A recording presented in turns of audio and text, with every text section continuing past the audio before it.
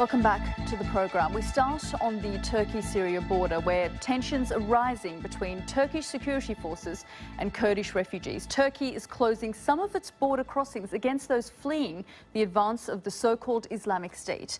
In the last 2 days, more than 130,000 Syrian Kurds have crossed the border into Turkey, on top of the million-plus Syrian refugees already there.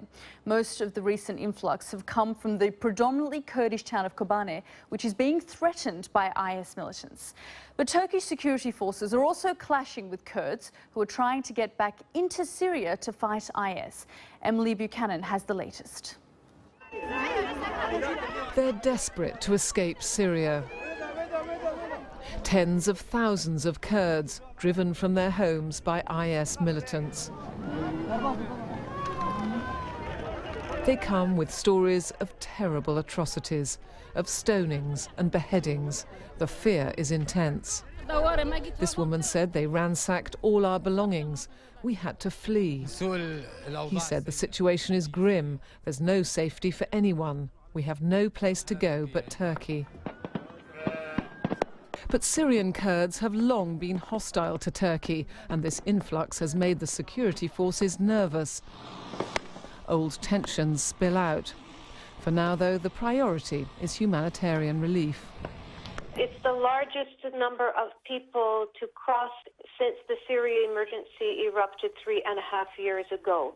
People are arriving very traumatized. They are so concerned about what the future will hold for them.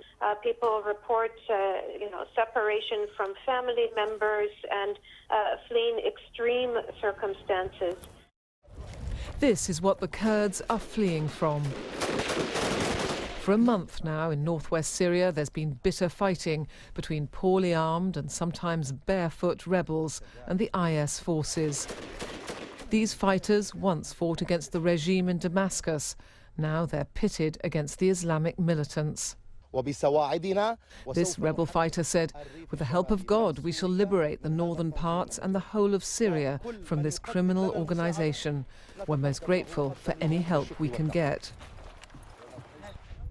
Back on the border, Turkish soldiers can see the Syrian town, which is the target of the IS advance.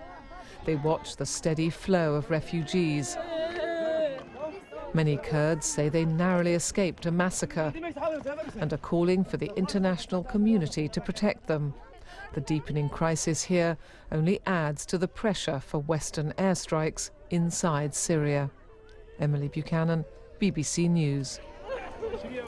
Well, with me is Celine Giddit from the BBC's Turkish service. Celine, thanks very much for joining us on Impact. Clearly, Turkey is really overwhelmed by the flow of refugees, isn't it? It would overwhelm any country, actually. For the last 3 days, Turkey has seen over 130,000 Syrian Kurds coming across its borders, some of them wounded because of the mines in the border, and desperately in need of help. Turkey is setting up tents and refugee camps, but the numbers are so huge, and considering that Turkey is already hosting almost 1.5 million Syrian refugees within its borders, it is a burden that would overwhelm any country, and Turkey is, of course. But having said that, Deputy Prime Minister has announced that Turkey is ready for even increasing number of refugees. It's ready to host, and it will do whatever it can in order to be able to help those coming in. The Turkish authorities are also concerned about Kurds joining the PKK, aren't they? Yes, that's actually why we're seeing clashes taking place at the border, because PKK, the Kurdish guerrillas that have fought a war in Turkey for decades, have been calling for Kurdish youth to take up arms against Islamic State and go to Kobani, where the clashes between Kurdish militias and the Islamic State are taking place at the moment. And pro-Kurdish MPs are strongly calling for that as well. And Turkey doesn't want PKK to emerge as the winning part of this war with Islamic State, and it doesn't want Kurdish youth to go and take up arms against Islamic State, because it kind of might see that as threatening. So that's why we're seeing clashes at the border between Turkish security forces and Kurds who want to go across the border back to Kobani. And tell us what you know about this high-level security meeting that's taking place. Prime Minister Ahmet Davutoğlu is hosting this high security meeting. It should have started by now. It was scheduled to start now. They will be talking about the security measures, what to do about Kobani, and how to deal with this.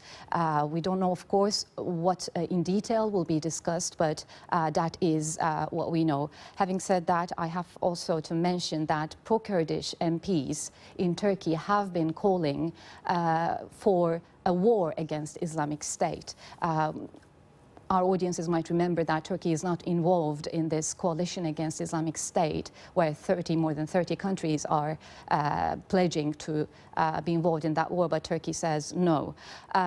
What it offers is humanitarian assistance and logistical assistance, but it doesn't want its airspaces to be used. It doesn't want boots on the ground. However, Turkey was considering a buffer zone and a no-fly zone. So we will see what will come out of this meeting today. Pro-Kurdish MPs pressing towards more military involvement and saying that the peace process between PKK and the Turkish government will rely on how Turkish government will react to this crisis at its border now. Okay, Celine, thanks very much for that update. That was Celine Gidit from our BBC Turkish service.